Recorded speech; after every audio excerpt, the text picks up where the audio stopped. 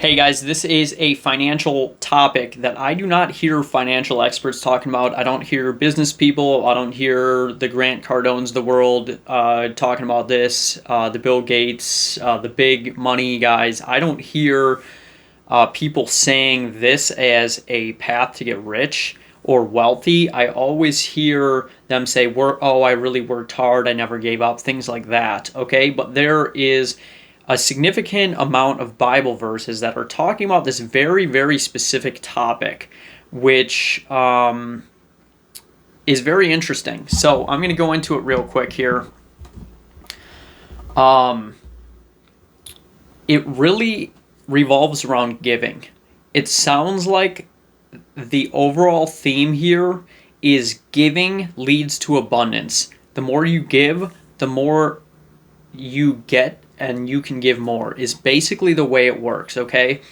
And one of the concepts in the Bible is, I believe God says this to Abraham. He says, "I blessed you so you can be a blessing to others," is basically the phrasing, okay? So when we think about wealth and we think about having abundance in life, we have to just first understand that it is not about us and what we get. It's not about being able to buy the Ferrari. Maybe you could eventually buy the Ferrari or whatever if you had plenty of money to do that. But when abundance is given to you, the mindset should be, hey, I was blessed so I can bless others. And you can do that with whatever you have right now. If you only have $20 spare, you can bless a homeless person with a nice hot coffee or something with that, okay? So whoever sows, 2 Corinthians 9, 6 through 11, whoever sows sparingly will also reap sparingly.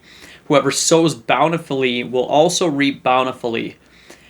And God is able to make all grace abound to you, so that having all sufficiency in all things at all times, you may abound in every good work. Okay? Now this is really about sowing, not giving. But it's a similar concept.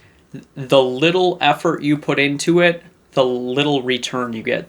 The more effort you put into it, the better return you get to it. Okay?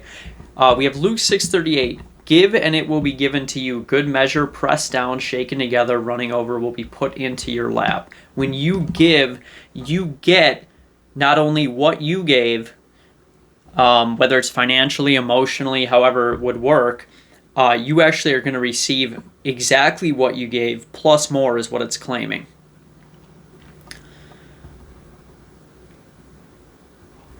Proverbs 11:24-25. "One gives freely, yet grows all the richer. Whoever brings blessing will be enriched, and one who waters will himself be watered." Okay, so this is basically describing that money is not about you. It's about, hey, if you do right with your money, we will just give you money. Like the universe will give you money, okay? But it's only under the condition that you are blessing others with that. I'm sure you can buy a nice house and things like that, but it's almost like you're a medium for helping others, and via money. You are almost like a faucet that is pouring water out onto other people. Proverbs 3, 9-10, "Honor the Lord with your wealth, and then your barns will be filled with plenty," which is obviously an olden days term here, but it is a concept that if you honor the Lord with your wealth, then you're going to be filled to capacity, basically.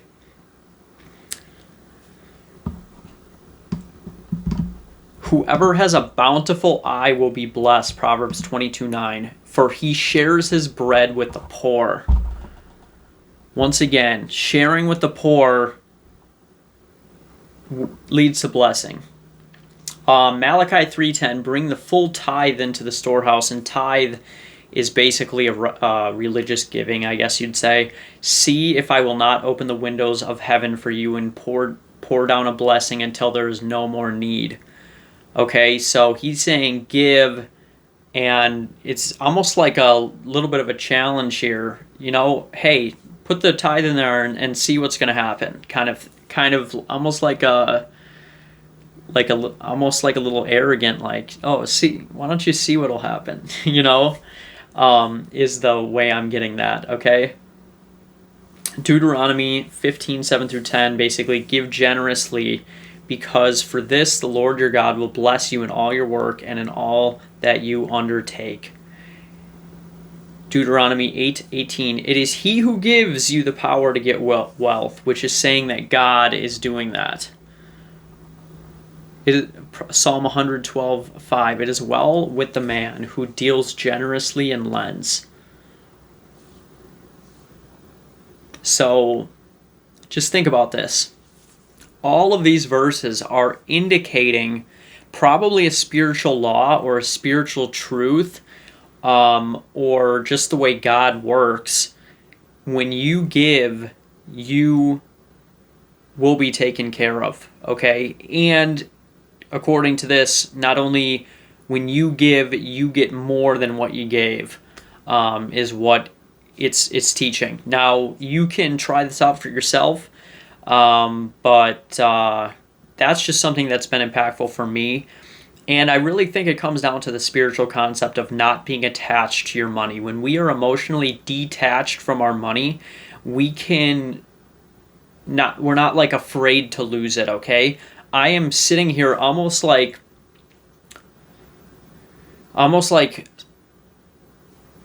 emotionless with the money.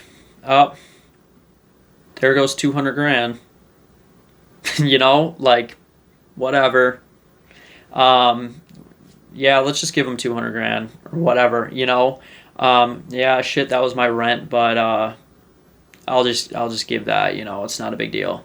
Okay, so being like emotionless about the money, I think that's the biggest key here, is the emotionless aspect of it. The fact that we are not emotionally attached, and you could even bring in Buddhism here, which says that attachment is the source of all suffering. So attachment to money, you suffer when the money goes away. So at the end of the day, this book of wisdom is repeatedly saying that by giving you get wealth. Okay, this is what they're saying. Okay. So you can read more into that if you'd like, but I wanted to share this and help you have more money and keep it.